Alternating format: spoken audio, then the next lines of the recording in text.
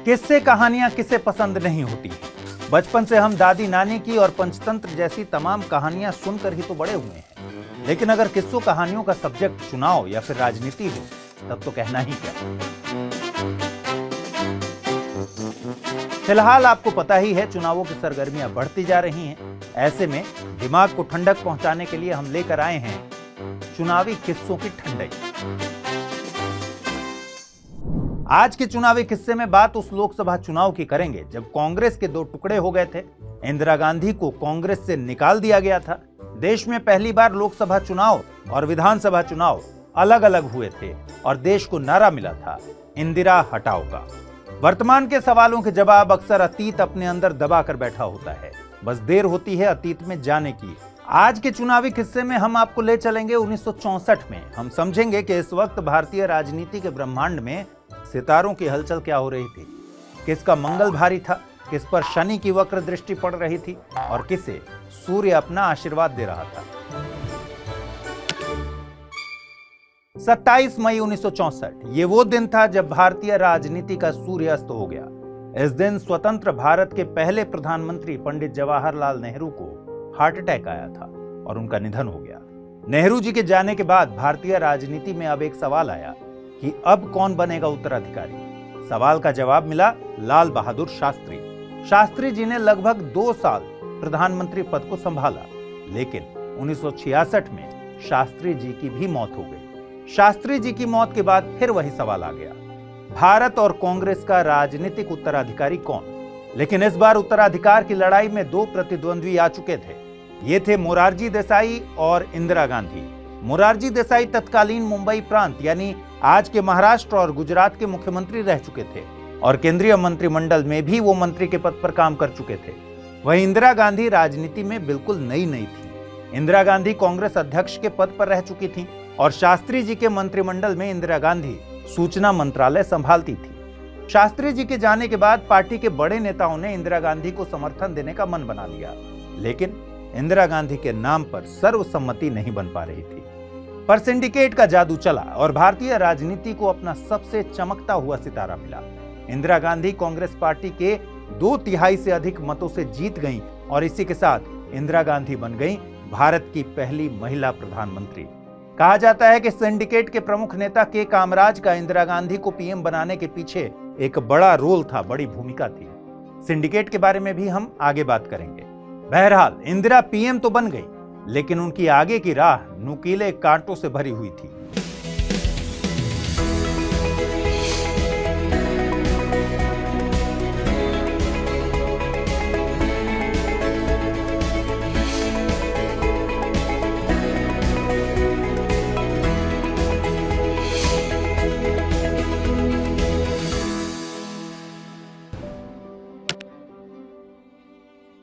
अब आइए देश काल परिस्थिति पर गौर कर लीजिए। इंदिरा गांधी कुछ समय से भारतीय राजनीति में सक्रिय तो थीं, लेकिन उन पर अपने पिताजी की परछाई की छाप लगी हुई थी। ऐसा लोग मानते थे कि उनको जो कुछ भी मिला वो अपने पिताजी के दम पर ही मिला।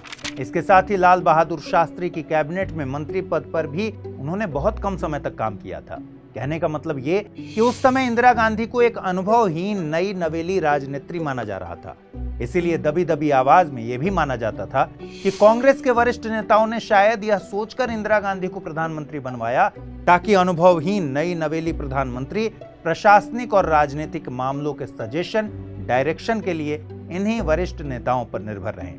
इमेजिन कीजिए कि फ्यूचर में विराट कोहली के पुत्र को भारतीय क्रिकेट टीम में सेलेक्ट कर लिया जाता है और तुरंत ही कप्तान बना दिया जाता है। अब सिचुएशन को थोड़ा और ट्रिकी करते हैं। कप्तान बनने के तुरंत बाद वर्ल्ड कप की डेट आ जाती है। अब सोचिए कि विराट कोहली के पुत्र की मानसिक स्थिति कैसी होगी। इसको खुद की एक अलग पहचान बनानी होगी, खुद को काबिल प्रूव करना होगा और इस पर वर्ल्ड कप भी जितवाने का प्रेशर होगा। सेम ऐसे ही मुश्किल सिचुएशन में आ गई थी इंदिरा गांधी। अब प्रधानमंत्री बनने के सिर्फ 1 साल के भीतर ही इंदिरा गांधी को लोकसभा चुनाव में पार्टी को लीड करना था। लेकिन चुनौती सिर्फ लोकसभा चुनाव में पार्टी को लीड करने की नहीं थी। इस समय देश की सिचुएशन भी कुछ ठीक नहीं थी। देश में गंभीर आर्थिक संकट था, मॉनसून असफल हो चुका था, व्यापक सूखा फैला हुआ था, खेती की पैदावार में गिरावट थी, गंभीर खाद्य संकट था, विदेशी मुद्रा भंडार में जबरदस्त कमी थी, औद्योगिक उत्पादन और निर्यात में भारी गिरावट थी। भारत चीन और पाकिस्तान के साथ युद्ध के खतरों से घिरा था। इसके कारण भारत के सैन्य खर्च में बहुत ज्यादा बढ़ोतरी हो गई थी। इन सारी बातों से देश की आर्थिक स्थिति चुनौतीपूर्ण हो गई थी। तब 1966 में इंदिरा गांधी सरकार के शुरुआती फैसलों में से एक था रुपए का अवमूल्यन। उस समय एक अमेरिकी डॉलर की कीमत थी करीब 5 रुपए, जो अवमूल्यन करने के बाद बढ़कर हो गई 7 रुपए। इन सारे फैक्टर्स के कारण इंदिरा गांधी की मुश्किलें बढ़ गई थी। अब एक तरफ देश की मौजूदा स्थिति को सुधारना था, तो दूसरी तरफ पार्टी पर अपना कंट्रोल बढ़ाना था और अपनी लीडरशिप भी दिखानी थी। सचमुच इंदिरा गांधी को कांटों से भरा सिंहासन मिला था, लेकिन अभी इंदिरा को एक झटका लगना बाकी था, क्योंकि आने वाला था साल 1967 का लोकसभा चुनाव। भारत के राजनीतिक और चुनावी इतिहास में 1967 के साल को एक मील का पत्थर माना जाता है। देखिए, 1952 के बाद से ही पूरे देश में कांग्रेस पार्टी का राजनीतिक दबदबा कायम था, लेकिन 1967 के चौथे लोकसभा चुनाव में कांग्रेस पहली बार पंडित जवाहरलाल नेहरू के बिना वोटर्स का सामना कर रही थी। पंडित नेहरू एक करिश्माई व्यक्तित्व के स्वामी थे और सिर्फ इनके नाम के कारण पूरी कांग्रेस पार्टी जीत जाया करती थी। अब इस चुनाव के मुद्दों को समझिए। हमने पहले भी बताया कि इस समय देश की आर्थिक स्थिति बहुत खराब थी, महंगाई बढ़ी हुई थी, अनाज की कमी थी, बेरोजगारी जबरदस्त थी। देश की दयनीय आर्थिक स्थिति को लेकर लोग विरोध के लिए सड़कों पर उतर आए थे और देश में अक्सर बंद और हड़ताल की स्थिति देखने को मिल रही थी। लेकिन दुर्भाग्य से सरकार ने इसे लॉ एंड ऑर्डर की समस्या माना। सरकार को जनता की बदहाली नहीं दिखी। इससे लोगों की नाराजगी बढ़ी और सरकार के खिलाफ जबरदस्त विरोध देखने को मिला। इसी के साथ साम्यवादी और समाजवादी पार्टी ने भी संघर्ष छेड़ दिया। भारतीय कम्युनिस्ट पार्टी ने सशस्त्र कृषक विद्रोह का नेतृत्व किया और इस पार्टी ने किसानों के बीच विरोध को संगठित किया।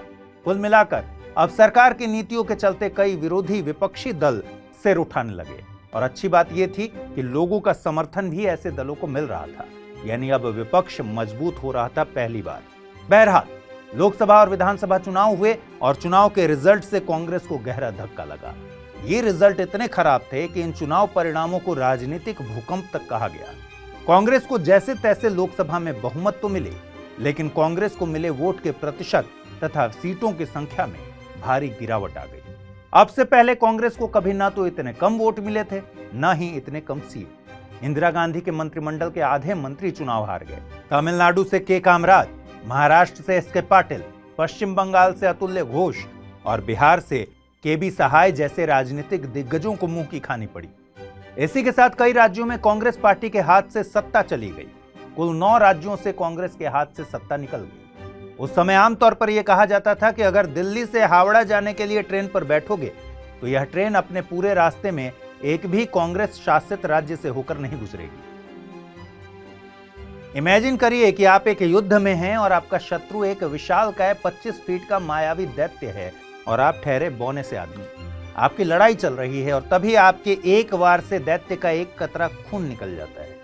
सोचिए आपका मनोबल कितना बढ़ जाएगा, ये सोचकर कि दैत्य का खून भी बहाया जा सकता है और शायद हराया भी जा सकता है।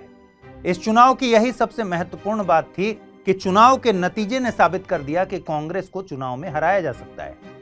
लेकिन इंदिरा गांधी की असली चुनौती विपक्ष नहीं, अपनी खुद की पार्टी थी, क्योंकि अब उन्हें सिंडिकेट से निपटना पड़ा। क्या था यह सिंडिकेट?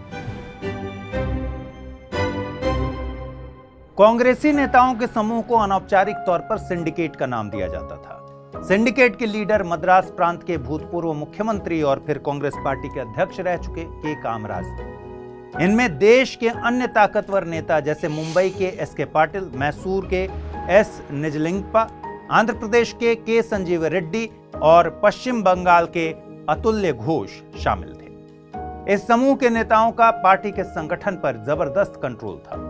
उस समय यह कहा जाता था कि सिंडिकेट ही कांग्रेस है और कांग्रेस ही सिंडिकेट है। इनके आदेश के बिना तो कांग्रेस में पत्ता तक नहीं हिलता था।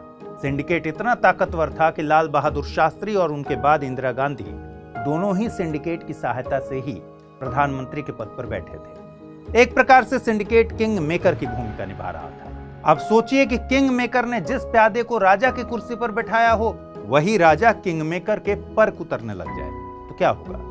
ऐसा ही यहां भी हो रहा था। सिंडिकेट के नेताओं को उम्मीद थी कि इंदिरा गांधी एक गूंगी गुड़िया उनकी ही सलाहों पर काम करेंगी। लेकिन इंदिरा गांधी तो इंदिरा गांधी थी। अटल बिहारी वाजपेयी ने ऐसे ही नहीं इंदिरा गांधी को दुर्गा कहा था। इंदिरा गांधी ने सरकार और पार्टी के भीतर खुद का मुकाम बनाना शुरू कर दिया। उन्होंने अपने खास सलाहकारों में पार्टी से बाहर के लोगों को रखना शुरू किया और धीरे धीरे उन्होंने सिंडिकेट से दूरी बनाना शुरू किया। अब इंदिरा गांधी के सामने दो चुनौतियां थी। एक तो उन्हें सिंडिकेट के प्रभाव से पूरी तरह निकलना था और दूसरा 1967 के चुनाव में जो जमीन और लोगों का विश्वास खोया था उसे फिर से हासिल करना था। तो फिर क्या किया इंदिरा गांधी ने? इंदिरा गांधी ने एक साधारण सी कुर्सी की लड़ाई को एक गहरी विचारधारा की लड़ाई में बदल दिया। उन्होंने ठान लिया कि अब सरकार की नीतियों को वामपंथी रंग देने का समय आ गया है। इंदिरा गांधी ने 10 सूत्री कार्यक्रम अपनाया और फिर 14 बैंकों के राष्ट्रीयकरण और भूतपूर्व राजा महाराजाओं के प्रिवी पर्स को समाप्त करने जैसी कुछ बड़ी और जनप्रिय नीतियों की घोषणा कर दी। उस वक्त मोरारजी देसाई देश के उप प्रधानमंत्री और वित्त मंत्री थे। यहाँ पर मोरारजी और इंदिरा के बीच की केमिस्ट्री को समझना जरूरी है। दरअसल जिस समय के कामराज ने सिंडिकेट की सलाह पर इंदिरा गांधी को प्रधानमंत्री बनाए जाने की घोषणा की थी, तब मोरारजी भी प्रधानमंत्री की दौड़ में शामिल थे। जब वो किसी भी तरह नहीं माने तो पार्टी ने इस मुद्दे पर चुनाव करवाया और इंदिरा गांधी ने भारी वोट से बाजी मार ली। 1967 में इंदिरा गांधी के प्रधानमंत्री बनने पर मोरारजी को उप प्रधानमंत्री और गृह मंत्री बनाया गया। लेकिन वो इस बात को लेकर बड़े कुंठित थे कि वरिष्ठ कांग्रेस नेता होने पर भी उनके बजाय इंदिरा गांधी को प्रधानमंत्री क्यों बनाया गया। यही कारण है कि इंदिरा गांधी द्वारा किए जाने वाले क्रांतिकारी सुधारों में मोरारजी निरंतर अड़ंगा डालते रहते थे। खैर, वापस आते हैं कहानी पर। इंदिरा गांधी के 10 सूत्री कार्यक्रम और अन्य फैसले मोरारजी देसाई को अच्छे नहीं लगे और इन दोनों मुद्दों पर प्रधानमंत्री और मोरारजी देसाई के बीच गहरे मतभेद उभरे और उसके बाद मोरारजी देसाई ने सरकार से किनारा कर लिया। अब लोगों को भी पता चल गया था कि इंदिरा गांधी और सिंडिकेट के बीच सब कुछ ठीक ठाक नहीं चल रहा। इसके बाद एक और घटना हो गई जिससे इंदिरा गांधी का कद सिंडिकेट से भी बड़ा हो गया। क्या थी ये घटना? उसके बाद घटना ये घटी कि तत्कालीन राष्ट्रपति जाकिर हुसैन की मृत्यु हो गई और राष्ट्रपति का पद खाली हो गया। अब सिंडिकेट ने तत्कालीन लोकसभा अध्यक्ष एन संजीवा रेड्डी को कांग्रेस पार्टी की तरफ से राष्ट्रपति पद का आधिकारिक उम्मीदवार घोषित कर दिया। उस समय एन संजीवा रेड्डी और इंदिरा गांधी के बीच राजनीतिक रिश्ते ठीक नहीं चल रहे थे। इनके बीच एक राजनीतिक अनबन चल रही थी और इंदिरा गांधी नहीं चाहती थी कि एन संजीवा रेड्डी राष्ट्रपति बने। ऐसे में इंदिरा गांधी ने तत्कालीन उपराष्ट्रपति वीवी गिरी को प्रोत्साहित किया कि वो स्वतंत्र उम्मीदवार के रूप में राष्ट्रपति पद के लिए चुनाव लड़ लें। अब सिंडिकेट और इंदिरा गांधी खुले तौर पर आमने सामने आ गए। दोनों पक्ष अपनी ताकत आजमाना चाहते थे। अभी तत्कालीन कांग्रेस अध्यक्ष निजलिंगप्पा ने एक व्हिप जारी किया कि सभी कांग्रेसी सांसद और विधायक पार्टी के आधिकारिक उम्मीदवार संजीवा रेड्डी को ही वोट डालें। वहीं इंदिरा गांधी ने सभी को अंतरात्मा की आवाज पर वोट डालने को कहा और आखिरकार राष्ट्रपति चुनाव का जब रिजल्ट आया तो राष्ट्रपति बन गए वीवी गिरी। सिंडिकेट इस बात को पचा नहीं पाया, लेकिन अब सिंडिकेट करे तो करे क्या? सिंडिकेट ने वही किया जो कोई किंग मेकर ही कर सकता था। ऐसे में पार्टी की बात ना मानने पर और बगावत करने पर इंदिरा गांधी पर अनुशासनहीनता का आरोप लगा और कांग्रेस अध्यक्ष ने इंदिरा गांधी को ही अपनी ही पार्टी से बाहर कर दिया। यह ऐतिहासिक दिन था 12 नवंबर 1969। बात तो बहुत बड़ी थी। कहा जाता था कि इंदिरा से बड़ा इंदिरा का अहम था। अब इसके बाद पार्टी का टूटना तय हो गया। पार्टी से निष्कासित इंदिरा गांधी ने कहा कि उनकी पार्टी ही असली कांग्रेस है। फिर इंदिरा ने अपनी कांग्रेस बनाई जिसको कांग्रेस आर कहा जाने लगा। यहां आर का मतलब रिक्विजिशन है। वहीं सिंडिकेट की अगुवाई वाले कांग्रेस को कांग्रेस ओ या मुख्य कांग्रेस ऑर्गेनाइजेशन कहा जाने लगा। अब आगे देखेंगे कि इस असली नकली के खेल के बाद इंदिरा ने किया क्या। केंद्र में इंदिरा की सरकार थी। इंदिरा अपनी ही पार्टी से बगावत कर चुकी थी। कांग्रेस के 2 टुकड़े हो चुके थे। अब अगले लोकसभा चुनाव के लिए महज 14 महीने का वक्त बचा था। इंदिरा को खुद की अलग पहचान भी बनानी थी और देश की आर्थिक, सामाजिक और राजनीतिक चुनौतियों का सामना भी करना था। इंदिरा की कांग्रेस आर पार्टी नए सिरे से बहुमत हासिल करके अपने प्रगतिशील सुधारों को लागू करना चाहती थी। ये वो सुधार थे जिन्हें सिंडिकेट की वजह से इंदिरा अब तक लागू नहीं कर पाई थी। इसलिए 1971 का चुनाव एकमात्र ऐसा मौका था जिसमें इंदिरा वो सब हासिल कर सकती थी जिसकी अभी हमने बात की, और इंदिरा ये मौका हाथ से चूकना नहीं चाहती थी। इंदिरा गांधी हर हाल में ये चुनाव जीतना चाहती थी। इसलिए इंदिरा ने एक एक कर ऐसा रणनीतिक पैंतरा चला जिससे सारे के सारे दुश्मन एक झटके में धाराशायी हो गए। और ये पैंतरा था वक्त से पहले चुनावों में जाने का फैसला। वक्त से पहले चुनावों में जाने के फैसले से तय हो गया कि अब लोकसभा और राज्यों के विधानसभा चुनाव साथ साथ नहीं हो सकते। इतिहासकार रामचंद्र गुहा अपनी किताब इंडिया आफ्टर नेहरू में लिखते हैं कि समय से पहले आम चुनाव करवाकर प्रधानमंत्री ने बड़ी चतुराई से अपने आप को विधानसभा चुनावों से अलग कर लिया था।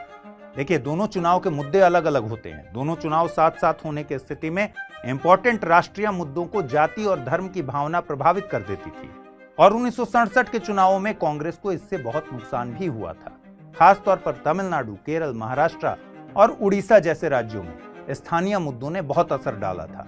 लेकिन इंदिरा वो शख्सियत थी जो सिर्फ समस्या का समाधान नहीं करती थी, बल्कि समस्या को जड़ से ही खत्म कर देती थी। इसलिए इस बार इंदिरा गांधी ने तय किया कि पहले लोकसभा चुनाव करवाकर वो इन दोनों ही मुद्दों को अलग कर देंगी और जनता से राष्ट्रीय मुद्दों के आधार पर सीधा समर्थन मांगेंगी। लेकिन अब इंदिरा को हराने के लिए पूरा विपक्ष एक हो गया और बन गया था एक महागठबंधन। इतिहास अपने आप को दोहराता है। आज की पॉलिटिकल सिचुएशन आपको जरूर पता होगी। आज बीजेपी एक बहुत मजबूत पार्टी है और लगातार मजबूत होते जा रही है। बीजेपी के वर्चस्व को चुनौती देने के लिए सभी विपक्षी दलों ने एक इंडिया, जो कि अब इंडी रह गया है, इस नाम से महागठबंधन भी बनाया। इसमें कई विरोधी विचारधारा वाले दल भी साथ आए। फैजल खान की तरह इनके लाइफ का एक कई मकसद है, साम दाम दंड भेद कैसे भी करके बीजेपी को हराना। लेकिन ऐसा पहली बार नहीं हुआ है। 1971 में भी देश महागठबंधन की राजनीति देख चुका है। 1971 में भी कांग्रेस के सीनियर नेताओं से बनी कांग्रेस ओ ने जनसंघ, स्वतंत्र पार्टी, समाजवादी और क्षत्रिय पार्टियों के साथ मिलकर इंदिरा गांधी के खिलाफ महागठबंधन बनाया था। इस महागठबंधन ने इंदिरा के खिलाफ अभियान चलाया। जैसे आज मोदी हटाओ देश बचाओ का नारा दिया जा रहा है, उस वक्त भी विपक्ष की ओर से एक नारा दिया गया, इंदिरा हटाओ। लेकिन इंदिरा अब तक राजनीति के खेल में महारत हासिल कर चुकी थी। इंदिरा हटाओ नारे को इंदिरा ने अपने ही फायदे के लिए इस्तेमाल कर लिया। इंदिरा हटाओ के नारे के जवाब में इंदिरा गांधी ने कहा कि वे कहते हैं इंदिरा हटाओ, हम कहते हैं गरीबी हटाओ। बस फिर क्या था, जैसे कभी हिमेश रेशमिया का गाना हिट होता था, वैसे ही कांग्रेस का गरीबी हटाओ का नारा जनता में हिट हो गया। इस नारे के जरिए कांग्रेस ने खुद को प्रगतिशील बताया, जबकि विपक्ष को प्रतिक्रियावादी ताकतों का गठजोड़ बताया गया। चुनाव में इंदिरा गांधी को टारगेट करने से विपक्ष को फायदे के बजाय नुकसान हो गया। दिसंबर 1970 में लोकसभा भंग होने के बाद से चुनाव तक इंदिरा ने 10 हफ्ते में 58,000 किलोमीटर से ज्यादा की यात्रा की।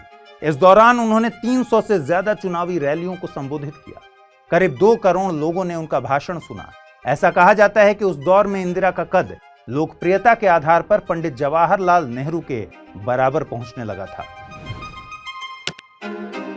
अब होते हैं 1971 के लोकसभा चुनाव और जब नतीजे सामने आए तो इंदिरा गांधी के चेहरे पर मुस्कान थी और महागठबंधन ने अपना सर पकड़ लिया था। कुल 518 सीटों में से कांग्रेस आर को 352 सीटों पर जीत हासिल हुई, जबकि दूसरे नंबर पर आने वाली सीपीएम को महज 25 सीटें मिली। एक और वामपंथी पार्टी सीपीआई को 23 सीटें मिली और जनसंघ को 22 सीटों पर जीत। वहीं विपक्षी गठबंधन में सबसे ज्यादा 238 सीटों पर चुनाव लड़ने वाली कांग्रेस ओ को महज 16 सीटों से संतोष करना पड़ा। इन नतीजों से यह साफ हो गया कि जनता ने पुरानी सोच वाली ओल्ड कांग्रेस को पूरी तरह से नो बोल दिया है। जीत के भारी अंतर ने यह भी दिखाया कि इंदिरा गांधी की कांग्रेस ही 100% शुद्ध कांग्रेस है। इस चुनाव के नतीजों के चलते पूरे देश ने स्वीकार कर लिया कि यह शानदार जीत केवल एक ही व्यक्ति की जीत थी और वो शख्सियत थी इंदिरा गांधी। आज के चुनावी किस्से कहानियों में बस इतना ही। कमेंट करके बताइएगा कि ये किस्सा आपको कैसा लगा और आप आगे कौन सा किस्सा, कौन सी कहानी सुनना पसंद करेंगे। नमस्कार।